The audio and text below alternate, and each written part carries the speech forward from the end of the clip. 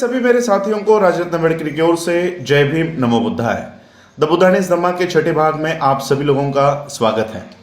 सिद्धार्थ की शाक्य संघ में दीक्षा होने के बाद, उनका प्रवेश होने के बाद 8 साल तक वो इस शाक्य संघ के सभी कार्यवाही में हिस्सा लिया करते थे और वो एक पक्के और समर्पित सदस्य इस शाक्य संघ के थे। 8 साल बीत चुकने के बाद उनके जीवन में, यानी सिद्धार्थ गौतम के जीवन में एक ऐसा प्रसंग आया जो प्रसंग शुद्धोदन के लिए, यानी सिद्धार्थ गौतम के पिता के लिए और पूरे परिवार के लिए ये बहुत ही दुखद साबित हुआ और खुद सिद्धार्थ को संकट में डालने वाला साबित हुआ। जब सिद्धार्थ उनके 28 वर्ष के आयु में थे तब एक ऐसी घटना घटित हुई जो सिद्धार्थ को मुसीबतों में डालने वाली साबित हुई। शाक्य संघ का जो राज्य था, शाक्य राज्य जो था, उसकी सीमा से सटा हुआ कोलियों का राज्य था और दोनों की विभाजक रेखा जो थी वो रोहिणी नदी थी। ये रोहिणी नदी दोनों राज्यों की विभाजन रेखा थी और दोनों में, यानी शाक्यों में और कोलियों में हर साल, हर सीजन में, जिसे हम मौसम कहते हैं, हर मौसम में खेत को जोतने के लिए कौन कितना पानी लेगा और कौन कब पानी लेगा, पहले कौन लेगा और कितना पानी लेगा, इसके ऊपर हर साल, हर मौसम में इन लोगों का झगड़ा हुआ करता था। और ये झगड़ा बहुत बड़ा स्वरूप भी कभी कभी लिया करता था, उनमें हाथापाई हुआ करती थी। तो इस तरह का माहौल उस रोहिणी नदी को लेकर हुआ करता था। जब सिद्धार्थ उनके 28वें वर्ष के आयु में थे तो इसी तरह का एक बहुत बड़ा झगड़ा ये शाक्य और कोलियों में हुआ।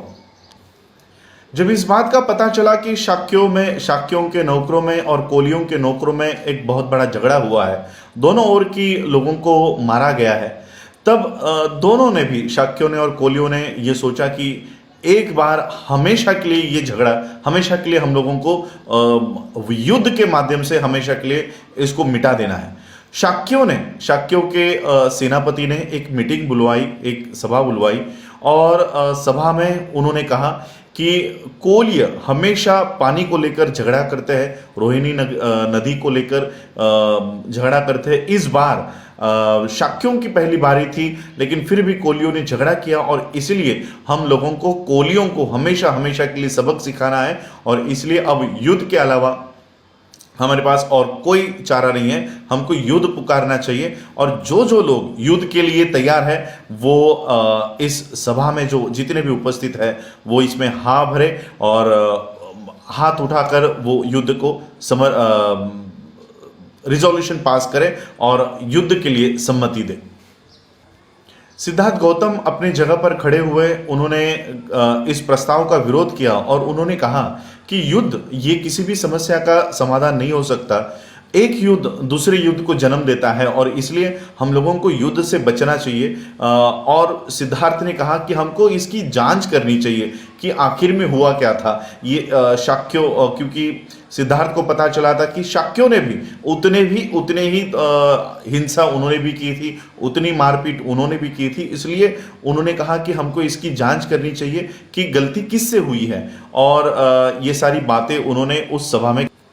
सेनापति ने फिर जवाब दिया कि हाँ, पहली गलती जो है वो शाक्यों के यहाँ से हुई थी, शाक्यों ने मारपीट की शुरुआत की थी और ये कबूल शाक्यों के सेनापति ने किया।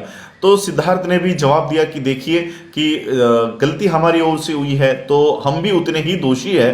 तो इस मामले का हल निकालने के लिए शाक्यों की ओर से 2 लोग और कोलियों को भी कहा जाए कि 2 लोग आपकी ओर से, और ये दोनों, यानी ये चारों लोग एक व्यक्ति को चुनकर एक समिति गठित करें और वो इस पानी के समस्या का हल वो ढूंढे। इस तरह का सिद्धार्थ ने प्रस्ताव रखा। सिद्धार्थ के इस प्रस्ताव का सभी लोगों ने समर्थन किया, लेकिन सेनापति ने विरोध किया।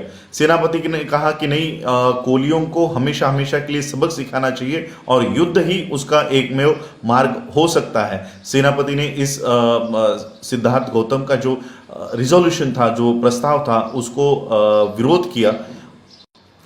तब सेनापति ने सिद्धार्थ के प्रस्ताव पर और खुद सेनापति के प्रस्ताव पर दोनों के प्रस्ताव पर संशोधन पर सेनापति ने सभी शाक्यों से अपने अपने मत मांगे और राय मांगी, और वो वोट के आधार पर उसका निर्णय किए जाने वाला था। सिद्धार्थ का जो प्रस्ताव था वो बहुमत से वो इनकार कर दिया गया, और जो सेनापति का प्रस्ताव था कि नहीं, युद्ध करना चाहिए और कोलियों को हमेशा हमेशा के लिए सबक सिखाना चाहिए, युद्ध करके उनको सबक सिखाना चाहिए, ये जो प्रस्ताव था, ये प्रस्ताव बहुमत से पारित हो गया।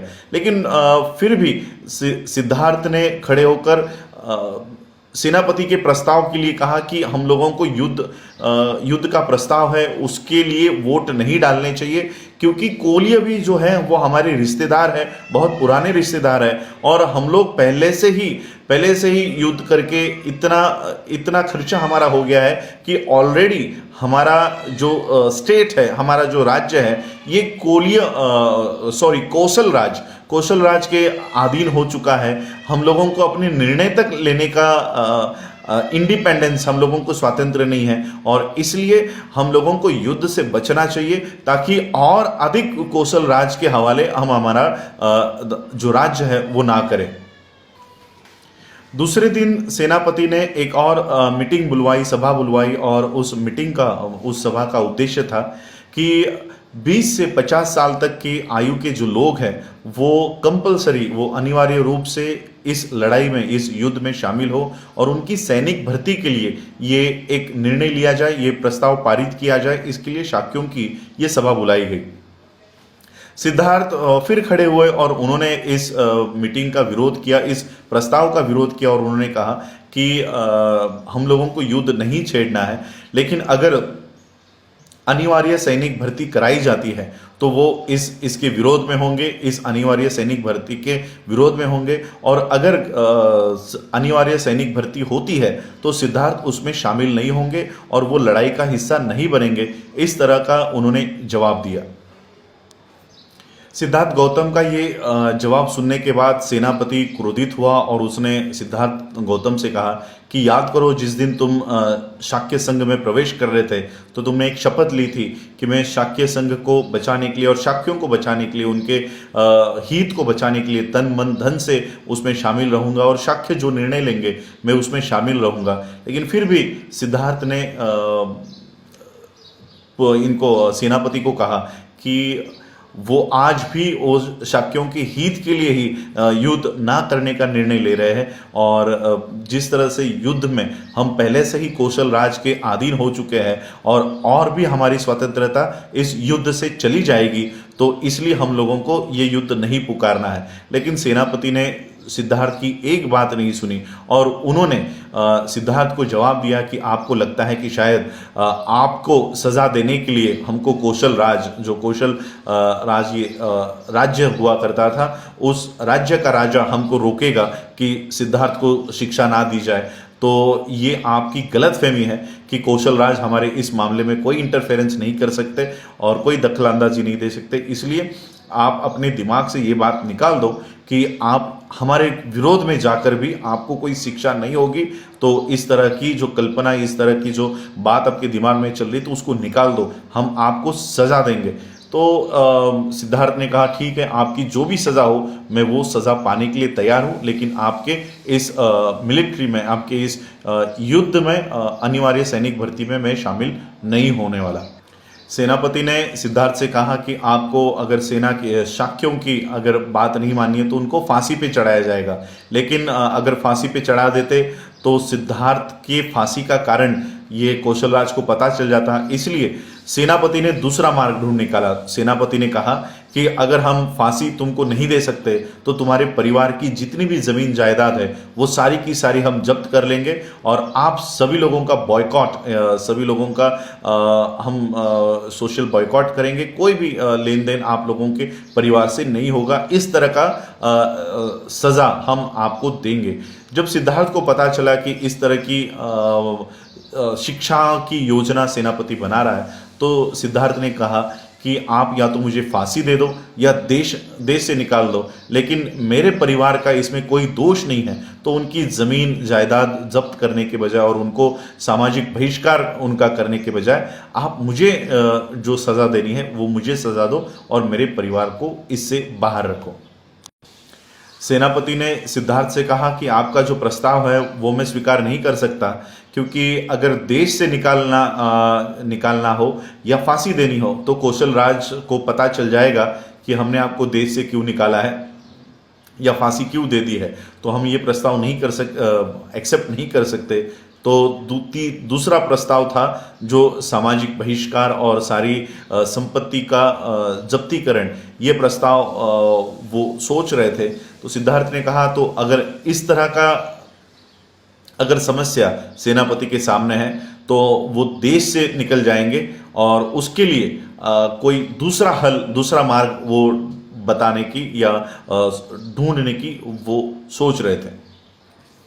तो सिद्धार्थ ने एक मार्ग सेनापति को बताया कि अगर देश से ही निकालना है तो परिव्रजा लेना भी एक तरह का देश निकालना ही हो सकता है। तो क्यों ना मैं परिव्रजक बन जाऊं और इस देश से चला जाऊं।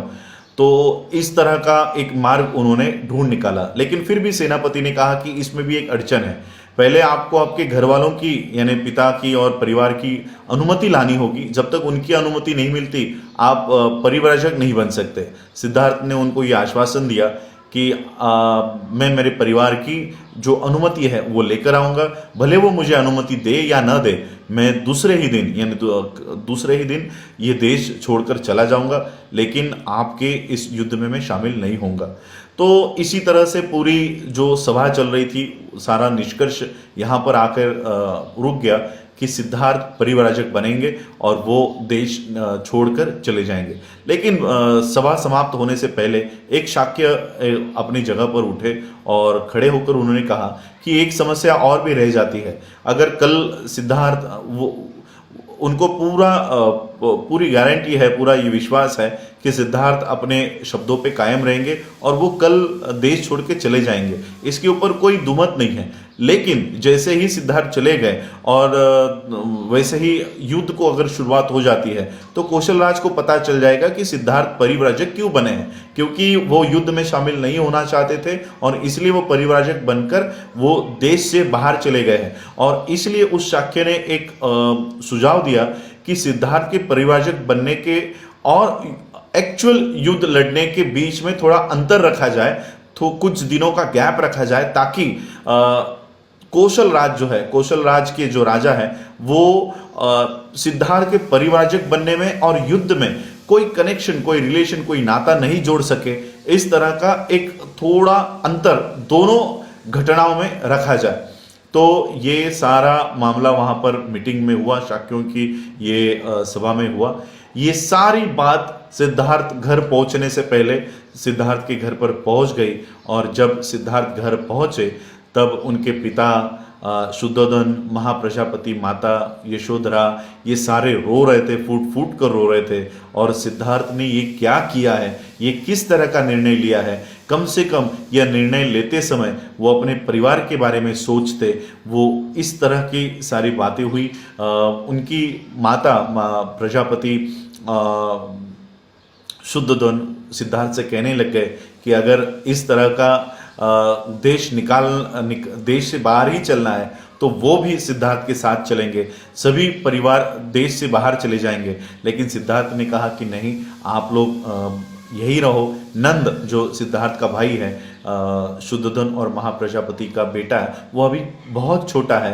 राहुल जो सिद्धार्थ का बेटा है, सिद्धार्थ गौतम का बेटा है, यशोधरा का बेटा है, वो अभी बहुत छोटा है और इसलिए आप लोग मेरे साथ परिव्रजा में देश से बाहर नहीं चलो। फिर भी शुद्धोधन महाप्रजापति सिद्धार्थ को समझा रहे थे, क्यों ना हम कौशल राज के वहाँ उनके देश में चले जाए और उनके यहाँ पर शरण चले जाए, उनके देश में चले। तो सिद्धार्थ ने कहा नहीं, ये शाक्यों के लिए अच्छी बात नहीं होगी कि हम किसी और देश के राजा के पास जाके शरण ले रहे हैं। तो सिर्फ सिद्धार्थ को ही ये परिवर्जा लेने की अनुमति दे और दूसरे दिन सारी कार्रवाई को शुरू करने के लिए सिद्धार्थ परिव्राजक बनकर देश से बाहर निकलने के लिए तैयार हो गए।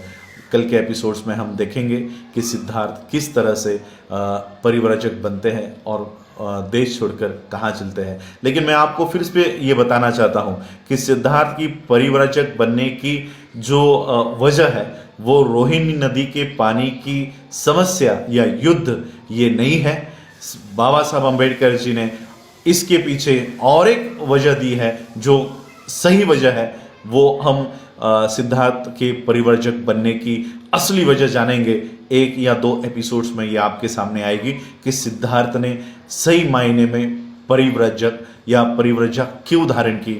ये सिद्धार्थ के परिव्रजक का कारण हम जानेंगे। आप लोगों ने मुझे सुना उसके लिए आभार। जय भीम, जय भारत, जय बुद्ध।